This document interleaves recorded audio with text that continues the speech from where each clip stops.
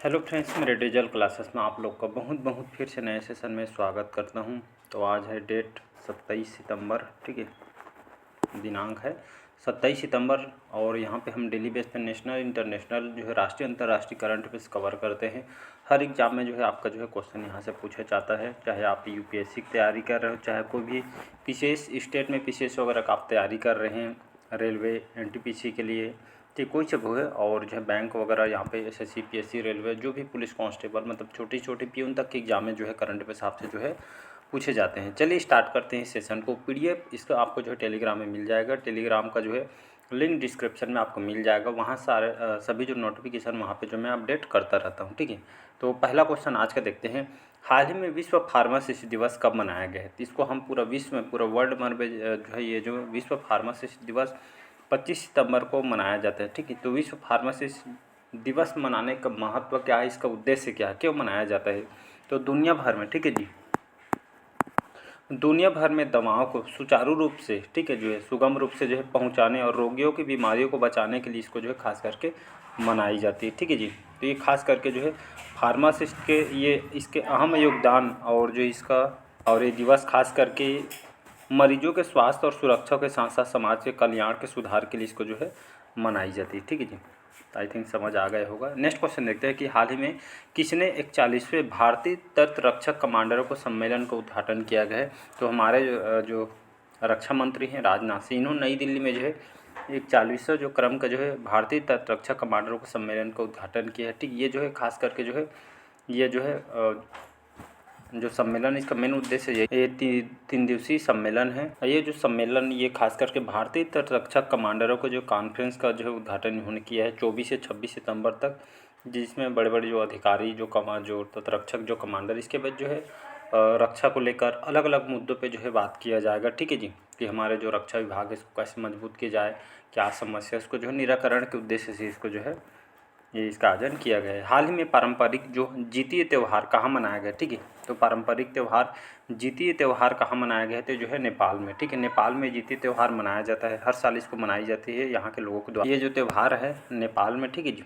नेपाल में यहाँ के जो है तराई क्षेत्र में थारू और मधेसी समुदाय की महिलाओं द्वारा ये जीतीय त्यौहार स्थानीय लोगों के द्वारा त्यौहार को मनाई जाती है, जिसमें महिलाएं जो होती है अपने मतलब जो है परिवार के, ठीक है, बेटों को बेटी के अच्छे स्वास्थ्य सफलता और खुशहाली के लिए जो भगवान की पूजा अर्चना करके जो है बिना पानी या जो है भोजन के उपवास इसमें रखती हैं, ठीक है जी।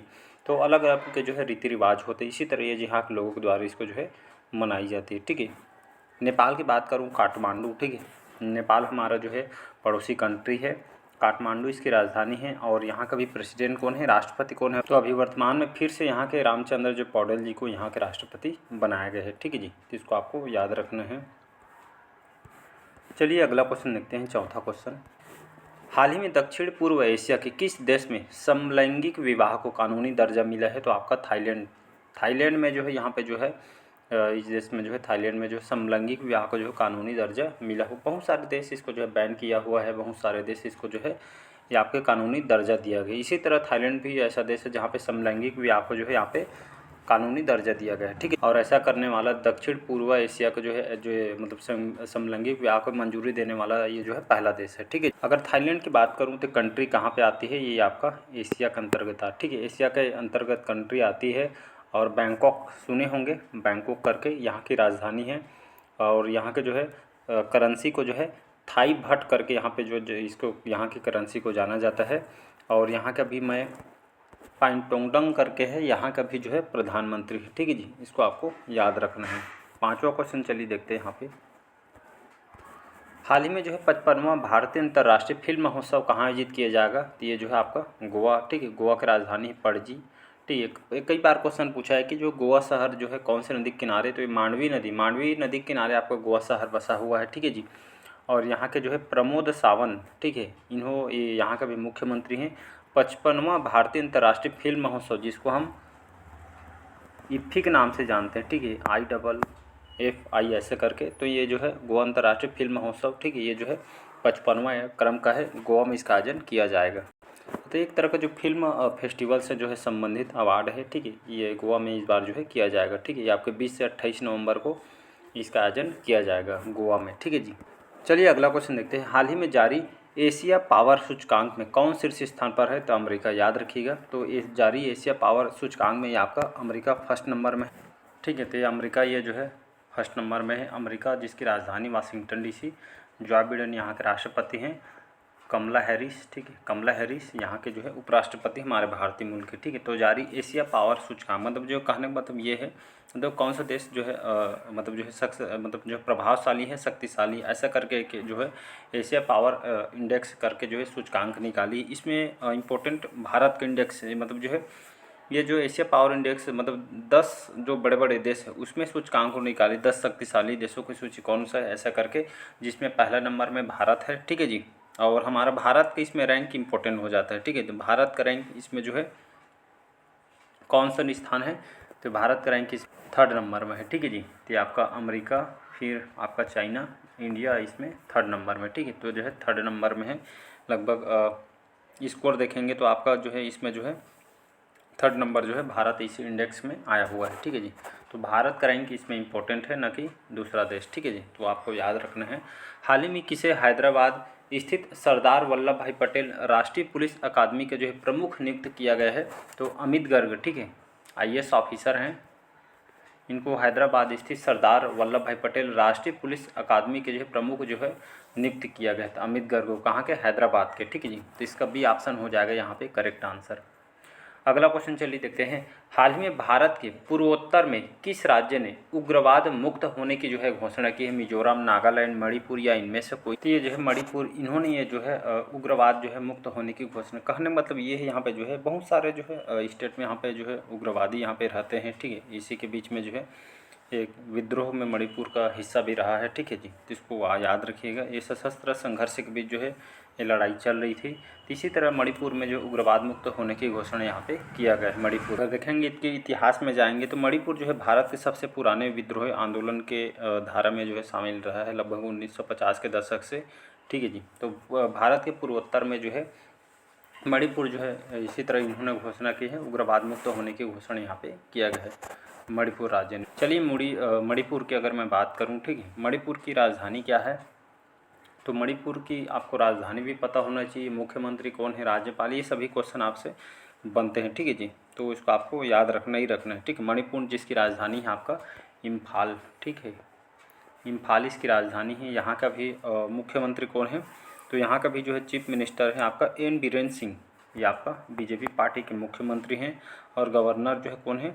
तो जो है लक्ष्मण आचार्य, ठीक है, लक्ष्मण मतलब लक्ष्मण आचार्य यहाँ के गवर्नर है, ठीक है। अगला क्वेश्चन चलिए देखते हैं। अगला क्वेश्चन है 9वां क्वेश्चन कि हाल ही में किसे 2024 के एकलव्य पुरस्कार के लिए चुना गया? इंपॉर्टेंट क्वेश्चन है। एकलव्य पुरस्कार जो है खेल के क्षेत्र में दिया जाता है, आप सभी को पता होगा।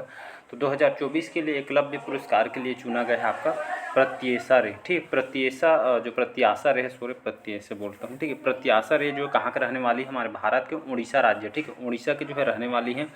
और पेशे से जो है तैराकी हैं, ठीक है, तैराक हैं।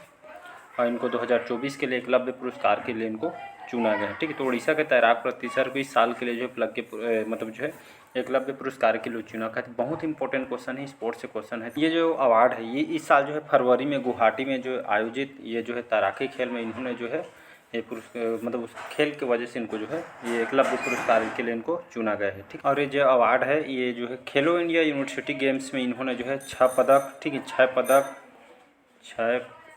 मतलब जो इन्होंने 6 पदक, जिसमें 4 स्वर्ण, 1 रजत और 1 कांस्य पदक इन्होंने हासिल किए हैं। और जूरी सदस्यों के द्वारा ये जो चयन समिति होता है ये पुरस्कार उनके जो है उनके खेल के जो मतलब जो है देखते हुए जो है इनको ये जूरी जो सदस्य है इनके द्वारा चयन किया गया। इसमें जो है इनको 7 लाख रुपये नगद इनको पुरस्कार दिया जाएगा और प्रशस्ति पत्र इनको जो है प्रोवाइड किया जाएगा, ठीक है जी। तो इसको आपको याद रखें। 10वां क्वेश्चन, हाल ही में मणिकीड़िया समुदाय को किस राज्य ने विशेष आदिवासी समूह का जो है दर्जा दिया गया? तो उड़ीसा, ठीक है, उड़ीसा राज्य में जो मणिकीड़िया समुदाय है, ठीक है, उड़ीसा के अंतर्गत एक आदिवासी समूह है, इसको जो है आदिवासी समूह का जो है दर्जा दिया गया है उड़ीसा राज्य के द्वारा। और इस समुदाय को जो है वन अधिकार अधिनियम 2006 के तहत अनुसूचित जनजाति कानून के देखते हुए जो औपचारिक रूप से जो है जो अधिकार इनको दिया गया है, ठीक है। चलिए अगला क्वेश्चन देखते हैं। हाल ही में जो है कौन जो है भारत से हथियारों का सबसे बड़ा आयातक बनकर उभरा है यूक्रेन, आर्मेनिया है, ठीक है जी। आर्मेनिया, इंडोनेशिया या इनमें से कोई नहीं, तो इसका जो करेक्ट आंसर हो जाएगा आपका आर्मेनिया, ठीक। तो हथियारों को लेकर, ठीक है, जो रिपोर्ट जारी किया गया है, तो भारत से हथियारों का सबसे बड़ा आयातक ये बनकर उभरा है आपका आर्मेनिया। पिछले 4 वर्षों से, ठीक है, पिछले 4 वर्षों में जो है आर्मेनिया जो है, ठीक है, जो देश है आर्मेनिया, ये भारत से हथियारों का सबसे बड़ा आयातक बनकर उभरा है।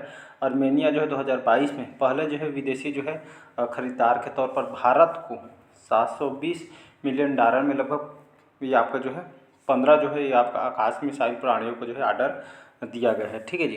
तो इसका बी ऑप्शन जो है करेक्ट आंसर हो जाए। और इसके तहत देखेंगे तो आर्मेनिया जो है भारत से कुल लगभग 6,000 जो है मतलब 600 मिलियन जो है यहाँ पे डॉलर के जो है हथियार यहाँ पे हमारे भारत से यहाँ पे जो है खरीदा है। ऐसा मतलब फर्स्ट टाइम जो है देख रहे हैं कि जो है हथियार जो है आर्मेनिया जो है भारत से खरीदा रहा है, ठीक है। पहले क्या होता था, भारत मतलब बाहर से जो है खरीदा जाता है, ऐसा जो है अब भारत जो है मेड इन इंडिया के तहत खुद से जो है डेवलप करके जो विदेशों को जो है ये जो है बेचा जा रहा है, ठीक है जी।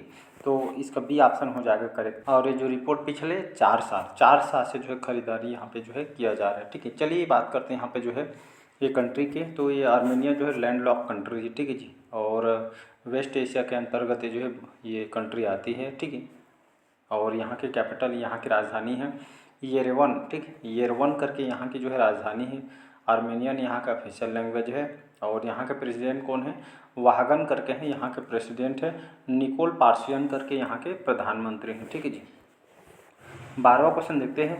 हाल ही में ERDO ने किस IIT के साथ मिलकर एबी हेड जो है light weight bullet proof jacket विकसित की गई है? तो IIT, ठीक है, जो इंडियन जो इंस्टीट्यूट जो टेक्नोलॉजी है जो दिल्ली है, ठीक है, इस संस्थान के द्वारा यहाँ पे मतलब जो है मिल के जो है DRDO और जो IIT दिल्ली ने जो है इस दोनों IIT दिल्ली और DRDO, ठीक, इन दोनों मतलब जो है संस्थान के द्वारा मिलकर जो है यहाँ पे एबी हेड जो लाइट वेट बुलेट प्रूफ जो है जैकेट यहाँ पे विकसित किया गया है, ठीक है। ये उपलब्धि जो है सुरक्षा के, ठीक, व्यक्तिगत सुरक्षा के महत्वपूर्ण क्षेत्र में सफलता की जो है रक्षा मंत्रालय द्वारा घोषणा किया गया। DRDO और जो IIT दिल्ली इस मिल के जो है इस ब्रूट लाइट वेट जो बुलेट प्रूफ जैकेट को विकसित किया गया है। और ये बुलेट प्रूफ जो जैकेट है ये हल्के वजन के साथ इसको बनाया गया, बहुत ही कम वजन, ठीक है, हल्के वजन के साथ ये बुलेट प्रूफ जैकेट को जो है विकसित किया गया है, ठीक। तो दोनों संस्थान के द्वारा जो है इसको मिलकर जो है डेवलप किया गया। इसकी खासियत ये भी है, आप सुने होंगे AK-47 जो राइफल है, बंदूक है, ठीक, इसको जो है मतलब 8 गोलियाँ झेलने वाली ये बुलेट प्रूफ जैकेट बनाई गई। मतलब ये जो है मतलब जो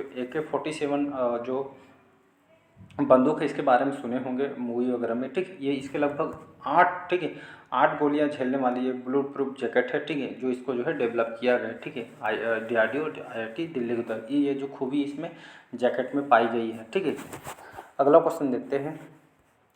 हाल ही में Uttar Pradesh international trade show के दूसरे संस्करण को जो है उद्घाटन किसने किया गया है? तो जगदीप धनखड़, ठीक है। तो इन्होंने जो है उत्तर प्रदेश में इंटरनेशनल ट्रेड शो के दूसरे संस्करण का उद्घाटन इन्होंने किया। जगदीप धनखड़ कौन है? तो हमारे उपराष्ट्रपति, ठीक है, भारत के उपराष्ट्रपति। इन्होंने जो है इस ट्रेड शो दूसरा संस्करण 5 दिवसीय, ठीक है, ये जो है ट्रेड शो है जिसका दूसरा संस्करण है, जो जगदीप धनखड़ हमारे उपराष्ट्रपति इनके द्वारा इसका उद्घाटन किया गया है। और ट्रेड शो में, ठीक है, मतलब जो है अलग अलग देश के बीच में जो है पार्टिसिपेट हिस्सा लेंगे, ठीक है। और जो है उत्तर प्रदेश के व्यापार संस्कृति को जो है इसमें प्रदर्शित किया जाएगा, ठीक है। और जो है अलग अलग जो है बुद्ध व्यापार को बढ़ावा देने पे जो है ये यहाँ पे बात किया जाएगा, ठीक है। हाल ही में किस राज्य सरकार ने न्यूनतम वेतन बढ़ाने की घोषणा किया गया है? तो ये जो है दिल्ली सरकार के द्वारा, ठीक है। अभी यहाँ के जो मुख्यमंत्री जो है अतीशी को बनाया गया है, ठीक है। तो अतीशी यहाँ दिल्ली के नए मुख्यमंत्री हैं, ठीक है। तो श्रमिकों का, ठीक, न्यूनतम जो राज्य सरकार ने यहाँ पे श्रमिकों के लिए न्यूनतम वेतन बढ़ाने की घोषणा यहाँ पे किया गया है, जिसमें मजदूरी जो है दर है, ठीक है, जो मजदूरी रेट है इसको जो है बढ़ाया जाएगा यहाँ पे, ठीक है जी। तो इसका सी ऑप्शन हो जाएगा करेक्ट आंसर। लास्ट क्वेश्चन देखते हैं। हाल ही में किसने विद्यार्थियों के स्मार्टफोन पर प्रतिबंध लगाने का कानून बनाया है? तो ये आपका कैलिफोर्निया ने, तो इसका जो करेक्ट आंसर हो जाएगा कैलिफोर्निया। ठीक है, तो कैलिफोर्निया ने यहाँ का जो स्टूडेंट के लिए, विद्यार्थियों के लिए कैलिफोर्निया स्कूल में, ठीक है, जितने भी स्कूल वगैरह में छात्रों को स्मार्टफोन पे जो है बैन लगा दिया गया है। ठीक है, आप सभी को पता होगा कि क्यों बैन किया जा रहा है। इसका जो है सीधा असर जो है पढ़ाई पे पड़ता है और हमारा स्वास्थ्य भी पड़ता है। ठीक है जी, इसीलिए यहाँ पे जो है ये बैन किया गया है कैलिफोर्निया, और इसीलिए इस यहाँ पे जो है कानून को लाई गई। और इससे जो है जैसे क्लास वगैरह में यहाँ पे जो है पढ़ाई के दौरान यहाँ पे जो है स्मार्टफोन वगैरह यहाँ पे पूरी तरीके से बंद रहेगा। ठीक है, जैसे स्कूल आते हैं तो वहाँ पे पूरा यहाँ पे तो बैन, मतलब जो है स्कूल क्लास वगैरह जैसे एंट्री होती है वहाँ पे उसको पूरा बैन किया जाएगा। ठीक है जी, ये मतलब प्रोवाइड नहीं, मतलब क्लास के अंदर या स्कूल के अंदर यहाँ पे जो है बैन रहेगा। ठीक है जी, तो कैलिफोर्निया ये कंट्री आपके यूएस के अंतर्गत जाना माना शहर, कैलिफोर्निया सुने होंगे, लॉस एंजल्स सुने होंगे। ठीक है, तो अमेरिका का जाना माना जो है शहर है, तो इसका भी ऑप्शन हो जाएगा यहाँ पे करेक्ट है। चलिए आज का सेशन यहीं तक रखते हैं। कैसा लगा सेशन कमेंट बॉक्स में कमेंट करके आपको बताना है। पहले बार आए तो चैनल को सब्सक्राइब करके रख लीजिएगा ताकि नोटिफिकेशन आप तक पहुँच पाए। PDF टेलीग्राम में मिल जाएगा।